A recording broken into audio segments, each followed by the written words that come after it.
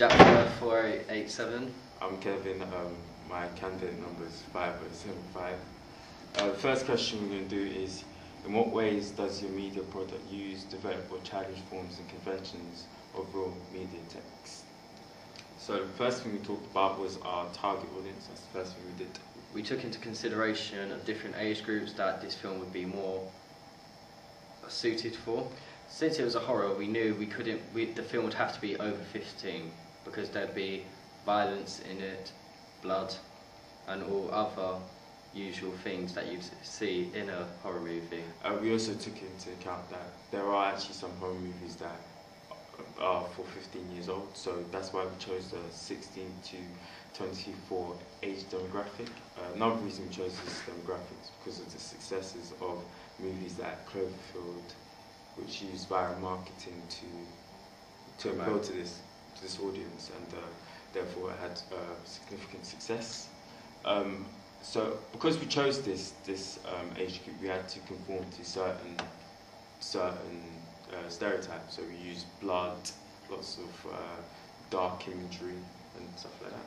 Going back to the Cloverfield, because they knew the target audience they wanted this film to be for, they only really advertised it on YouTube, which was majority used by the age groups of 15 and plus, whereas 12-year-old, well, under 12s wouldn't be on YouTube as much as, say, the age group of 15-year-olds would be. In terms of our mise en scène, we decided to use Dutch angles because we thought it would produce a sense of uneasiness and some instability. So here's an example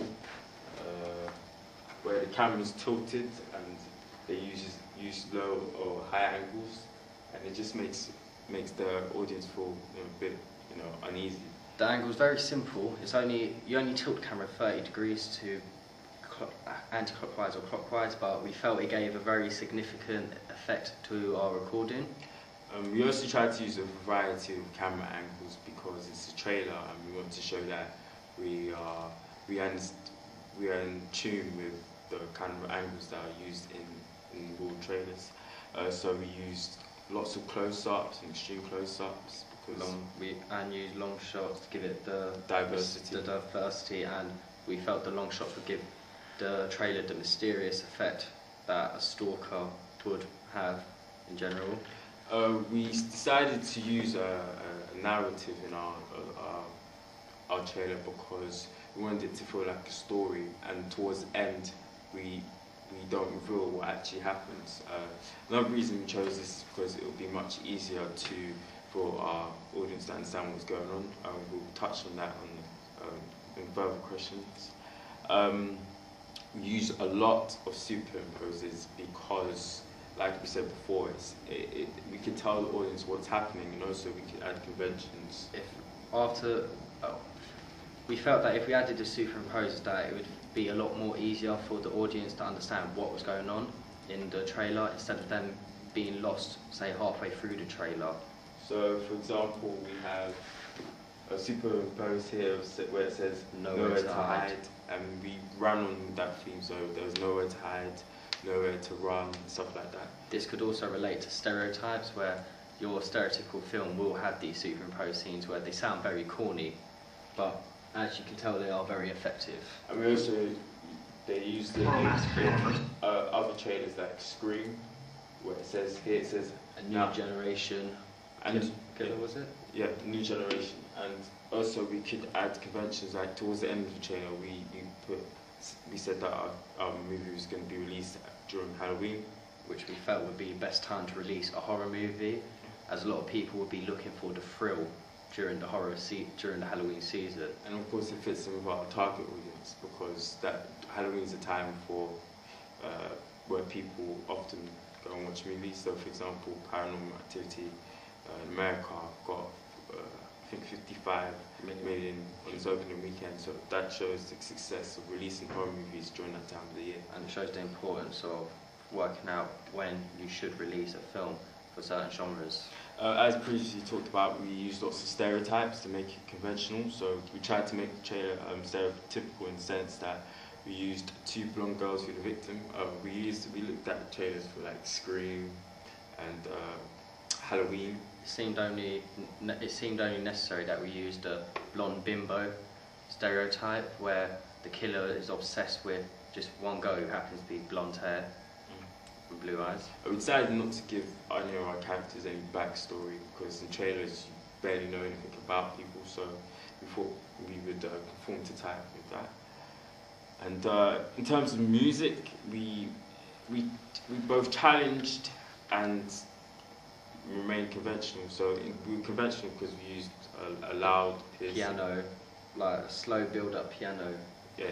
But, I think that was going against type because normally in horror trailers they use that loud piercing. The piercing sound, the instrument, piercing string instrument sound. Yeah. So we decided to go against it by using the piano towards the end and the beginning of the trailer. In terms of editing, we looked closely at films like Scream and in particular Saw in the way that there was lots of cuts and flickers. The flicker effect was one that we used quite often in our trailer. At first during our planning we didn't take it into consideration, but when we went over films such as Saw, we then saw how effective it was. So we felt it would be a good effect to add into our trailer, and we got good feedback on it. So, for example,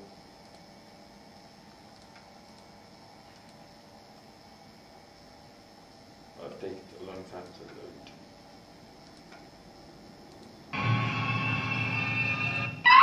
So, for example, here, keep going black and what's that, 47 seconds into it? Yeah. 47 seconds into our trailer, you see the flicker effect in use. And while the killer has captured his first victim. It also worked well when we were trying to do jump cuts and stuff like that. In terms of dialogue, arguably we went against conventions. We understand that a lot of horror trailers, involve quite a bit of dialogue to build up the suspense, but we felt this trailer didn't need the dialogue to create the same sort of suspense, and we did do our research and we came across... There was one film we found which is called Prometheus, where there was no dialogue, it was just music, and the only things you could hear was screaming and superimposing. The length of the trailer, we decided to make it just over 2 minutes, primarily because our trailer had a story to it, so it took a long time to develop. We understood we couldn't go over the 3-minute barrier because you don't get trailers that go longer than 2 minutes if you advertise them on televisions or even on the internet. So we filmed a lot of scenes, but we had to make sure that we could edit it in order it will just fit the 2-minute barrier. We decided. Yeah, and lastly, in terms of our trailer, we used hypodermic needle theory because we were feeding our audience with fear and.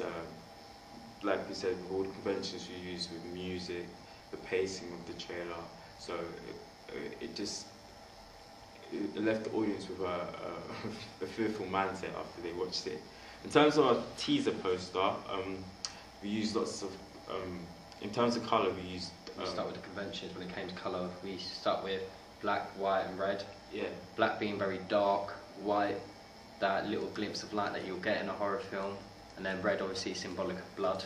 We looked at previous posters, original posters. Such as, we looked at the Scream posters, which was very similar to our colours. Which is right here. You can see white, black and red. And we also looked at Hannibal Lecter. Yeah, we liked Hannibal because the poster was very simplistic. It didn't have lots of words, as opposed to other genres where the posters has a lot of information. In horror posters, it's very simplistic. But the image itself the image of itself stood out, and that's what we liked because we thought we'd be able to base our own poster similar to just these two posters. We also tried to add effects to our poster, so it was similar to it would work in unison with our trailer because our trailer had lots of effects. So we used a graphite effect on the mask. So it was very blurry, and we thought this would be good because if someone saw it, it wouldn't reveal too much, but it would also be striking at the same time. You'd know that the killer's mask would be white, but you wouldn't quite know what the killer's mask actually was. So it'd leave the whole mystery still unrevealed. So you'd have to go watch the film in order to see what the killer actually looked like. And lastly, our magazine cover, we also used a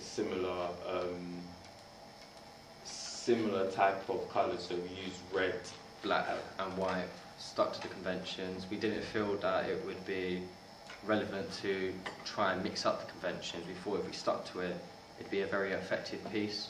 and we also tried to use a similar kind of shot. So we used a close-up shot of our character over there. We also looked at other real-life magazines like Empire and Total Film, which, as you can see here, there's 3 posters of both a kind of long shot and close-ups. And we chose close-ups because we thought it would be the easiest to produce. We did consider using long shot for our magazine poster, but when we went over our research, majority of the magazine posters, they were close-ups of the main character or just any sort of character in a film. So we felt it'd be more conventional if we stuck to the close-up of the character. And you can see here we did try a variety of shots. So there are 3 best close-up shots, and we have 1 long shot to show that we were trying to be diverse.